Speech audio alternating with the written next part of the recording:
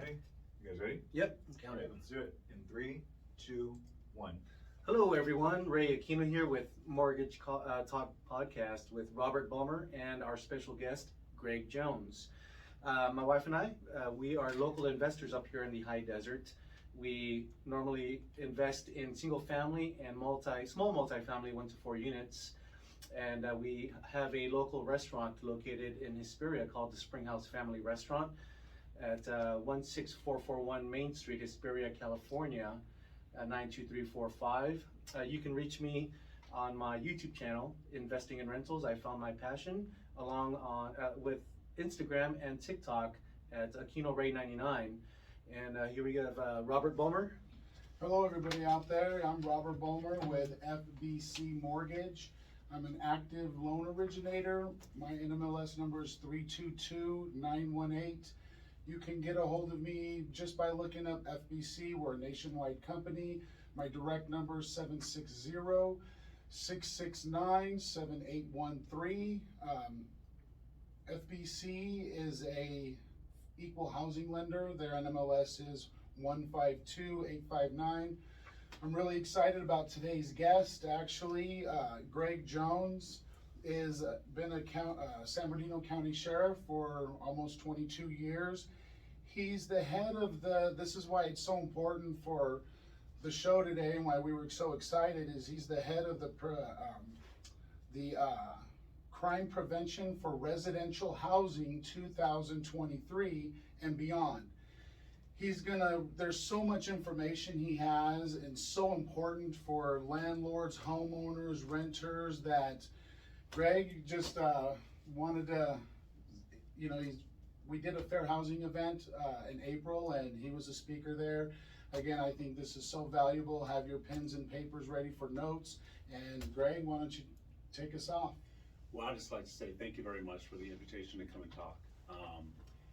It is a pleasure of mine. I work for the County of San Bernardino under our Sheriff, Shannon Dykes. And on behalf of my department, I just want to say thank you. This is an extremely important topic, especially, as of, today, which what we see across the nation and also across the state. You see crime going up and down. People really feel overwhelmed. A lot of the homeowners, owners of property and managers feeling overwhelmed, and almost, I've heard it say, I've been told that they feel almost helpless. So this is a thank you. Yeah, you're very welcome, and that's exactly why we have you on. So much has happened since COVID. Raymond with his properties, even when we were talking prior to the show, you brought up certain things that we didn't even know about, a handbook for homeowners. So kind of where would you start? Like let's start from the beginning, whatever you think we need to know. Well, I would definitely say, and kind of like we were talking earlier before, even before I even joined our department or before my current position, I've been in law enforcement for 21 and a half, almost 22 years. And for the past 4 years, I've been a part of our public affairs division. One of my extra duties is the crime-free multi-housing coordinator for the county.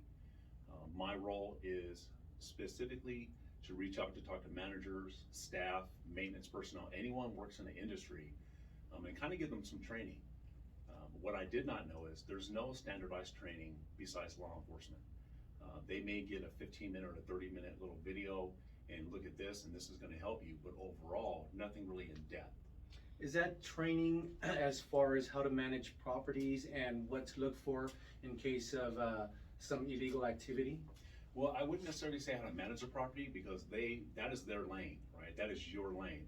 Okay. Within law enforcement, what we try to do is we come in and we give tips and we give recommendations, and they're only recommendations to the owners, the property managers, the staff, the leasing agents, the maintenance personnel, anybody working for the company as a whole, on how to screen a future applicant, and really how to screen an applicant without using any kind of,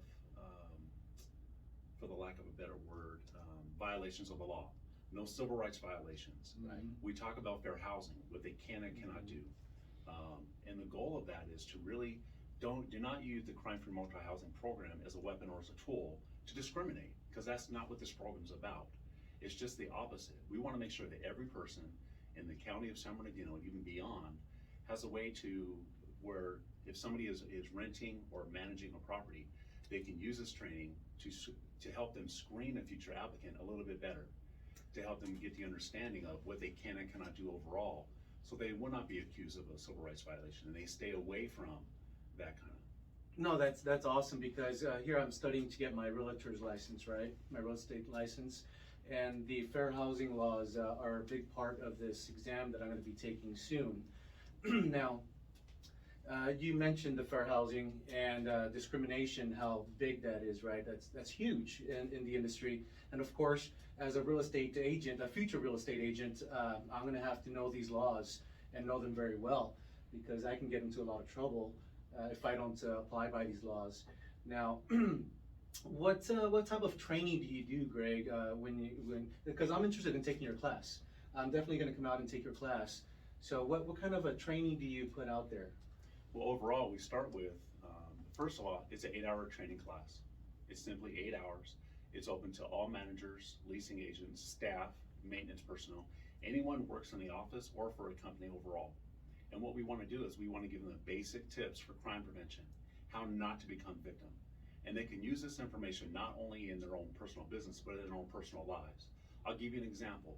Have you ever changed the hardware on your doorknobs? Yeah, absolutely. Absolutely. How long are the screws on the hardware of a door? A quarter of an inch. Yeah, exactly. They're a quarter of an inch, right? So if you think about it, majority of the time somebody's going to break into a house, they're going to door kick either the back door or the front door, right? Majority of these homes are only secured by a quarter of an inch screw. But research has seen, and also theoretically, if you change out the quarter inch screw to 3-inch screws, that screw's going to go all the way in to the stud. Yeah. Now the person may still be able to break in or kick in the door. The difference is how many kicks and how long is it going to take.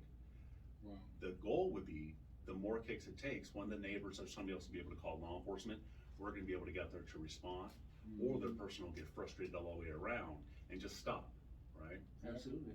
So that's just one aspect. So we use a lot of theories under it's called STEPTED, crime prevention through environmental design. So I remember too, when we had the fair housing event, if somebody does it just right, and this has to do with all California law, not just San Bernardino, but if somebody does it just right, you can, between the renter and the landlord, it takes up to 6 months to, evict or get a landlord out. And what are do you guys give tips to landlords on here's the proper way, here's the law, here's what you have to do, or you can start over again? Well, number one, what we try to do is we don't really try to get into the law of evictions, right? We try to get into the screening process. But on top of that, when it comes to evictions, we want to make sure what they lawfully can evict for and what they cannot evict for. There's been some I've been told, and even in my career when I was on patrol, I was called out to several houses to where the landlord has cut off the power to the unit because the resident refused to pay rent or couldn't pay rent or missed rent for whatever reason. And legally, that's illegal. You cannot cut off utilities, right? Right. Yeah. You have to go through the motions and the actions. And so we talk about that. We try to talk to them about the basic crime things of keeping your hedges down to a 2-foot or 3-foot level, keeping your trees cut up to a 6-foot level, and what's the importance of that. So basically, it's preventive maintenance, so to speak, to where Yes. a burglar or someone who wants to do harm cannot hide and be free of sight, right? Kind of Yes. preventive maintenance. Got it. That's awesome. What if like you have a solid neighborhood and there's a particular, everybody in the neighborhood knows, all right, there's something going on over here. What is a homeowner to do just in general if that happens? Because everybody is really locking down neighborhoods, really. Yeah. I know my neighbors and, down the street and everything. We try to, everybody tries to watch out. Oh, definitely, and that would be the ultimate goal, right? You really want to be able to get out and know your neighbors, who your neighbors are. You would love to have that community feeling, right? Yes. To where the neighborhood almost feels like a family. That environment to where when you have Memorial Day or 4th of July or barbecues and everybody comes out and the kids are able to play. Unfortunately, we're living in a time where A lot of people